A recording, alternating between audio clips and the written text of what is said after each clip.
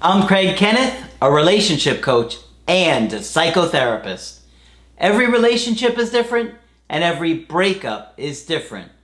Work with me and you'll get professional help on your situation. And if you're in no contact, focused on personal growth, my creative healing course is filled with hours of exclusive content.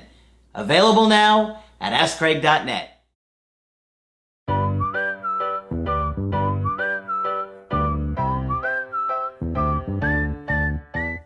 Hi there, I'm Coach Craig Kenneth. I'm Coach Margaret. And today we're going to be talking about stress and breakups. You know, Margaret, one of the unfortunate things about life is that we can't always focus on our connection. We can't always focus our relationship. We have other priorities. Absolutely. And sometimes those other priorities are stressful or difficult situations. And one of those big things is work. We all, or most of us, have to work. And a lot of times work means putting pressure on us, doing things we don't want to do, being in uncomfortable situations. Having too many demands on us. Yeah. And getting pulled in a lot of different directions. Absolutely. Maybe we have to work long hours or stay in a situation where Right. people don't treat us well. And so that can have a major effect on our relationship. Absolutely it can. So Margaret's got some good research today to talk about this. Before I did the research, I thought to myself, how many jobs have I had in my professional life? And it turned out to be 10. Wow. Okay? Out of that, I had 3 excellent bosses. Mm-hmm. You want to think about the other 7? Okay? And if you have a good boss, life is usually okay. Mm-hmm. If you have a not good boss, whatever the reason is, life can be very, very difficult. And that's a fact of life. Yep. Okay? Yep. Anyway, recently I've heard any number of times that so-and-so was under so much pressure at work that he or she really couldn't focus on the relationship. Yeah. And one of the things we have to say to that is just what your little daughter says. What does she say? No. No. And No. No. No. We need to think of that. We learn to say no for a good reason. Mm-hmm. Of course, we're all going to do the best we can at a job. Of course, we all want to excel. But if it gets destructive to us, you really have to stand back and look at it. Mm-hmm. Okay? And think about it. These days, there's so much communication. Your boss can call you anytime. Back in the old days, that wasn't so easy. But now we have cell phones and emails and texts and so forth. And it's easy to be hounded 24/7. Yeah. Right? And we need to establish some boundaries to protect ourselves.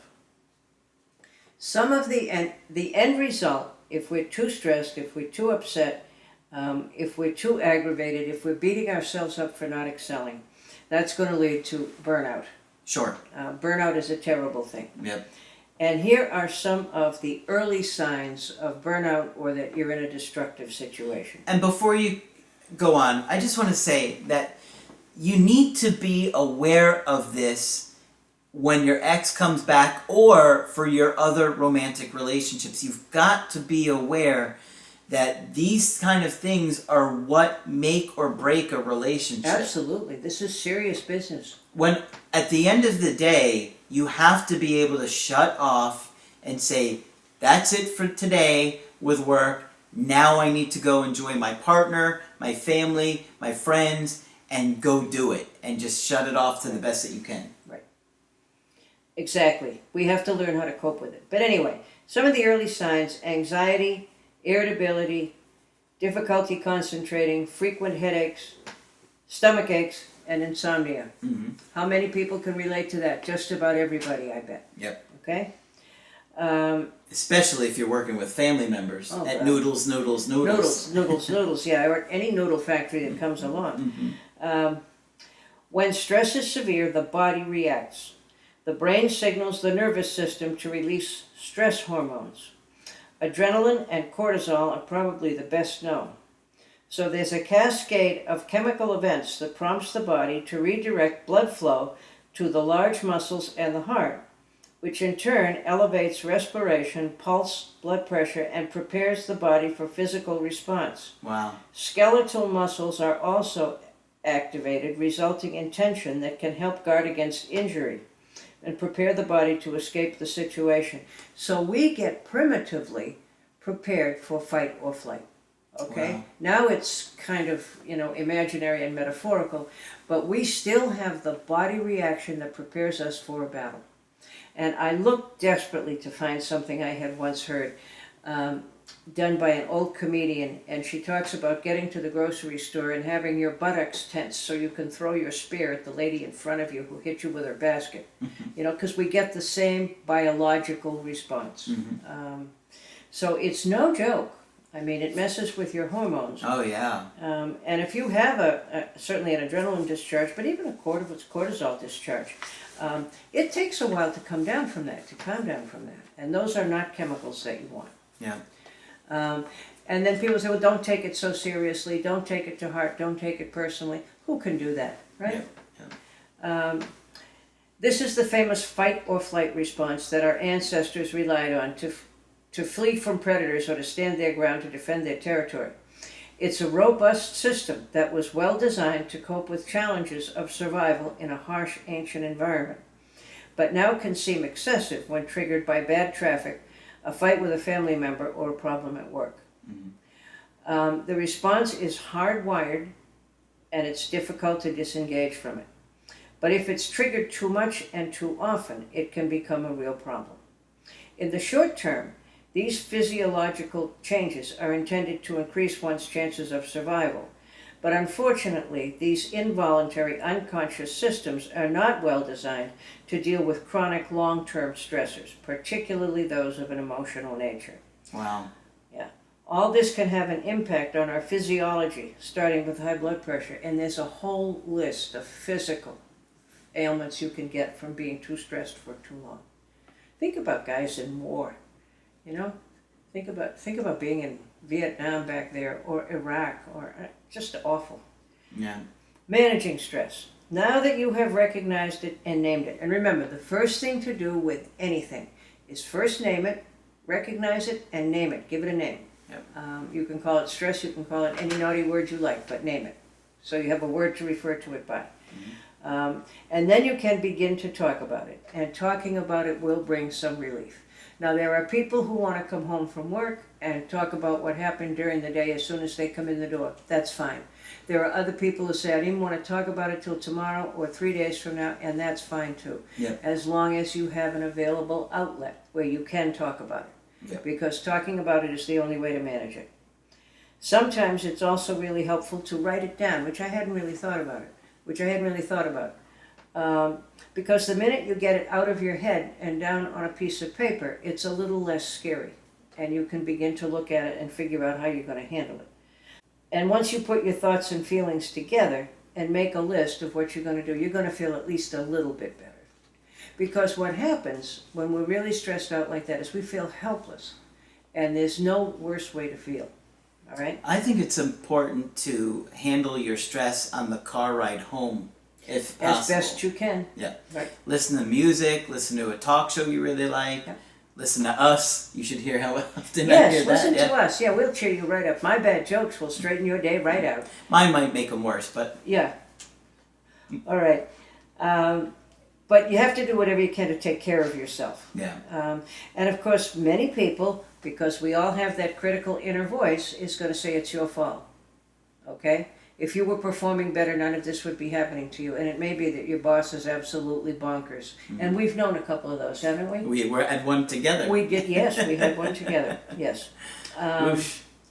Thoughts, for example, might read like, my boss thinks I can do the work of 4 people. Mm-hmm. Okay? And if there have been layoffs in the company, they certainly want you to do the work of 4 people. I feel angry about being overloaded. Okay, so get your thoughts out there and make a sentence. I plan to talk with him or her about how overburdened I'm feeling. Some people can do that, some people get really anxious, but if you can, it's very well worth it. Mm-hmm. And I can remember a boss I would have who kept saying, oh, I keep forgetting that I gave you more cases than anybody else. Well, you better damn well remember the next time, lady. And I said, I wrote down here, yeah, I had 10 bosses. 3 of them were wonderful. And it's a joy to work for a good boss, right? Mm-hmm. You enjoy your job, you enjoy what goes on. It's important to remember that stress is normal and it's part of working. Now, sometimes we're all in a situation where we can't quit because we need the money, but we can always make a short-term plan to cope and a long-term plan to look for another job. That's right. Okay? It's just And not the worth it. minute you even start to look for another job, you feel better. And I can remember working in a circumstance one time where the pressure was just awful. We all had way too many cases, and difficult cases at that. And the boss kept expecting more and more and more. So what we would do is we would leave copies of our resume and the want ads in the copy machine. Mm-hmm. And we found out after a while it worked. He'd get hysterical, and at the next staff meeting there'd be a cake. So you can be driven to acting out a little. Yeah. But, it's important, and that's one of the reasons why we need a partner. Why do you have a partner? So I can come home and vent if I need to, and get some support with how obnoxious this whole situation really is. It's helpful to keep things in perspective. It really is. But in the sense of you have to enjoy life, and we all have responsibilities and things that we have to do. But if it's really bringing you down and ruining your mental health or ruining your relationship, is it really worth it? Is it? And I think many people that have gotten broken up with are thinking, I wish I hadn't have made my job a priority. Now here's the other tricky thing that can happen. Bosses are way too much like parents. Okay? And our unconscious mind can very easily mix them up. All right? So if you have a demanding boss, and if you got in trouble as a kid for not measuring up to what your parents wanted, that is not a good situation, because your unconscious can hand you all those feelings that you had when you were a kid. I talked to somebody who very articulately told me about her partner who had grown up in a family where she was expected to be perfect. Mm-hmm. And so if she could not be perfect at work, she could not live with herself and felt guilty and was beating herself up. And we have to be careful of that sort of thing too. If you have a reaction to a boss or a manager or whoever it is that seems almost out of proportion to the situation, ask yourself, is there anything else going on here? Does this person remind me of anyone? Okay? Because that can mess things up much further. And that can absolutely happen. I have a friend who told me one time that she had to work independently because every time she tried to work with her boss, the boss turned into her mother. Okay? None of us is perfect. We can't be. But if you're in a situation where you feel like somebody's giving you the dickens for something you did or didn't do, that can make you feel like a little kid. All right? And you're not going to put up with too much of that, I hope. No. You're going to say, I'm a grown-up, I'm not going to be made to feel this way, and you can go back to a boss, which I have done several times, and say, the way you talked to me last week was disrespectful, and it can't continue. Wow. Okay? I'm tougher than I look, Margaret's tough. I am tough. I may look warm and fuzzy, but don't mess with me. Do not. No. And if that happens, immediately reorient yourself to being a grown-up. Okay? Because they can leave you feeling like you're 10, and in trouble for something. And I've also worked with people who were always terrified of getting in trouble for something. And I didn't know any of them well enough, but I always wanted to say, tell me about your family of origin. Did you have to worry all the time about getting in trouble? Yeah, I can think of someone off the top of my head that was the same way. Yeah, who was the same way, sure. Yeah. It happens, so just be aware, okay? But take care of yourself. I think that's part of what we're saying. Take care of yourself. Take care of your relationship. Take care of your stress. Yeah. And, if you can find different ways to manage it outside of your relationship, that would help too. So you don't put a burden on your partner every day of talking about a bad boss or something like that. You always have choices, and you don't have to stay in a work-related situation where you don't want to be. Right. And, one of the reasons we have partners is so that we can have them help us with these situations. That's part of a relationship. Yeah. Okay. Good stuff. So, of course, if you want to get our help personally, just go to my website, askcraig.net. Sign up for the coaching option that works best for you. I do email coaching and I do Skype. Margaret, of course, is available for Skype coaching. And if you feel that I can be helpful to you, please sign up. Just click on Margaret on the top of the website to do that. That's it for this video. I'm Coach Craig Kenneth. I'm Coach Margaret. And we will talk with you soon.